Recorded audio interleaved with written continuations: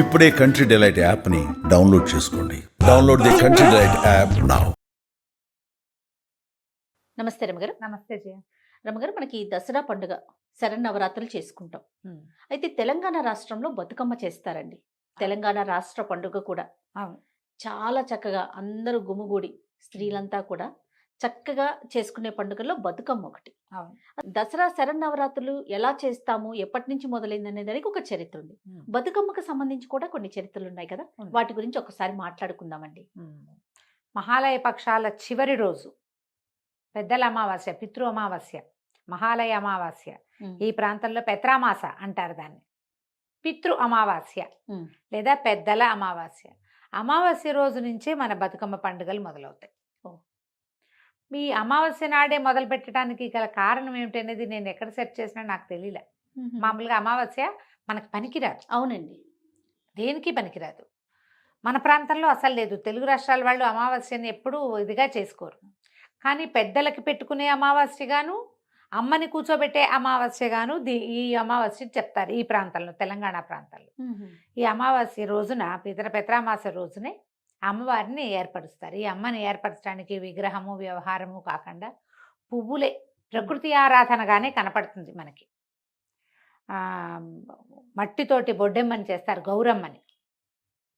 తర్వాత ఈ పువ్వులని ఇట్లా పేర్చుకుంటూ వస్తారు. ఎంత పెద్దగా పేరిస్తే అంత అందంగా ఉంటుంది. గునుగు పూలు, తంగేడు పూలు, తర్వాత ఈ సీజన్లో బాగా విరివిగా పూసేటువంటి రకరకాల పువ్వులని ఇప్పుడు కొనుక్కోవడానికి దొరుకుతుంది కదా. ఇప్పుడు అన్ని రకాల పూలు, బెంగళూరులో పూసిన పూలు, ఊటీలో పూసిన పూలు కూడా మనం ఇప్పుడు కొనుక్కుంటాం.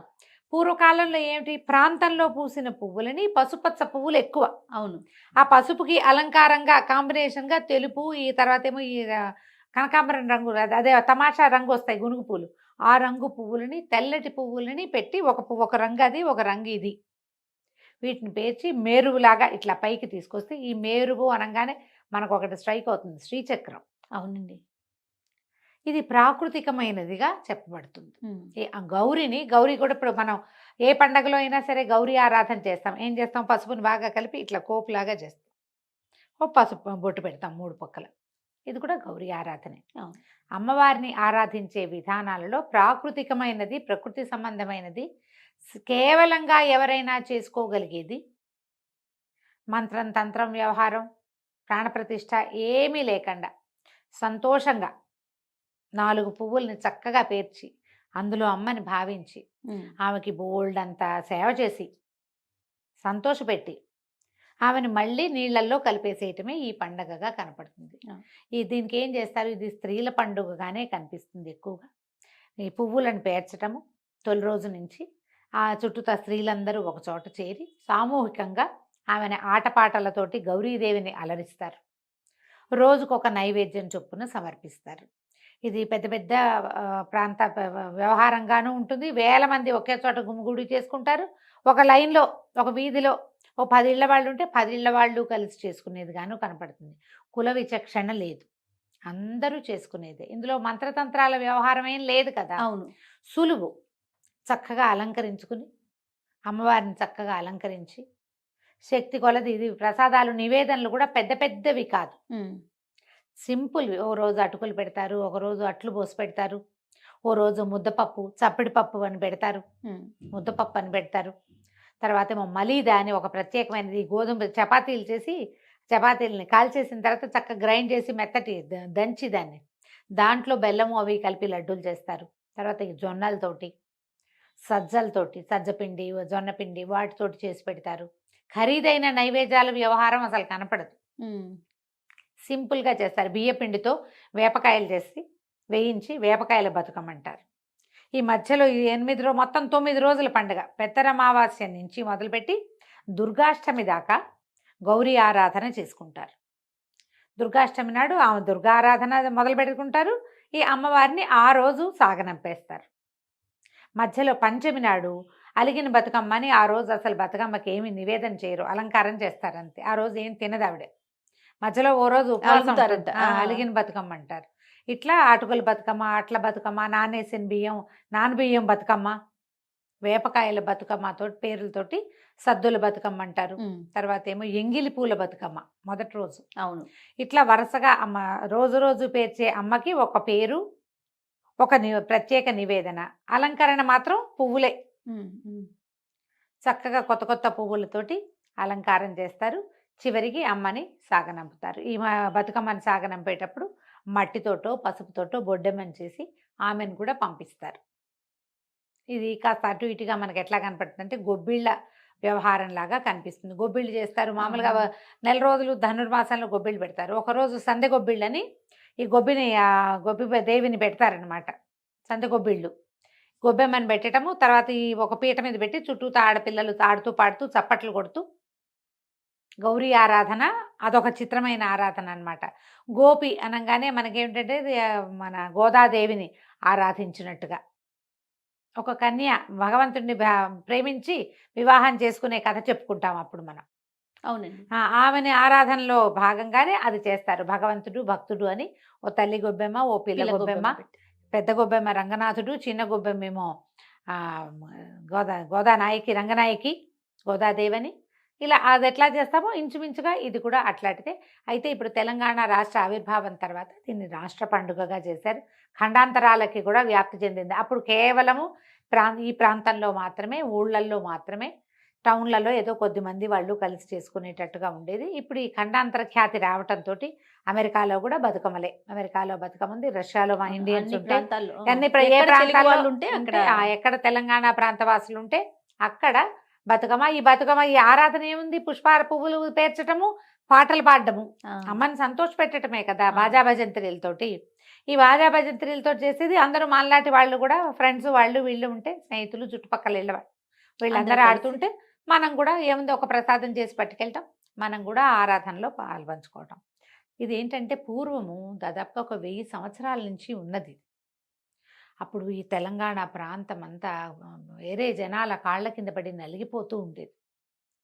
పనులు విపరీతంగా, దాసిత్వం ఏమనాలి దాన్ని, మన దాస్యంలోనే ఉండేవాళ్ళు. చాలా ఇబ్బందులు పడుతుండేవాళ్ళు. వీళ్ళకు ఒక తెరిపిగా ఉండేది ఇది. ముందట ఇది 1000 సంవత్సరాల నుంచి జరగడానికి ఒక చారిత్రక ఆధారం ఒకటి చెప్తారు. ఈ ప్రాంతంలో చోళులు వీళ్ళు రాజ్యం చేస్తుండేవాళ్ళు 1000 సంవత్సరాల క్రితం. అయితే ఈ చాళుక్యులు చోళుల యుద్ధాల్లో ఇక్కడ ఈ ప్రాంతంలో వేములవాడ ఆ ప్రాంతాల్లో ఉన్నటువంటి పెద్ద శివాలయం ఒకటి ఉండేది. ఇప్పుడు రాజరాజేశ్వర స్వామి ఉన్నాడు కదా వేములవాడి, అట్లాగే ఉంటే ఈ తన ఒక సారస్వతుడు అనే రాజు దీన్ని గెలిచి, రాజరాజ చోళుడు వీళ్ళ గురించి చెప్తారు. ఈ శివలింగాన్ని పెకలించుకు తీసుకుపోయి తంజావూరు తీసుకెళ్లారు. వాళ్ళ రాజ్యం అక్కడ వీళ్ళ మీద యుద్ధం చేసి తీసుకెళ్ళిపోయారు శివలింగాన్ని. ఇది చాలా పుస్తకాల్లో కనపడుతుంది. ఇది ఎంత మటుకు ప్రామాణికమో నాకు తెలియదు, కానీ ఈ విషయం మాత్రం ఒక 5-6 చోట్ల నేను చదివాను. ఈ శివలింగాన్ని, అతిపెద్ద శివలింగాన్ని తరలించుకుపోయి తంజావూరులో ప్రతిష్ఠ చేశారు. బృహదీశ్వరాలయం చెప్పుకుంటాం కదా. అయితే పార్వతీదేవి ఉండిపోయిందట ఆ దేవాలయంలో ఉన్న అమ్మ ఇక్కడే ఉండిపోయింది. శివుడు లేని పార్వతిని, బృహత్తమ్మ దుఃఖాన్ని తగ్గించడం కోసం వీళ్ళు ఇలా పువ్వులు అలంకారం చేసి ఆమెని సంతోషపెట్టేవాళ్ళు. బృహత్తమ్మ నుంచే బతుకమ్మ వచ్చిందని ఒక వాక్యాలు వినపడతాయి. బృహదమ్మ ఆవిడ పేరు. బృహదీశ్వరుడు వెళ్ళిపోయాడు, పెద్ద శివలింగం. అమ్మవారు ఇక్కడే ఉండిపోయిందని అమ్మవారిని తీసుకెళ్ళలేదు వాళ్ళు.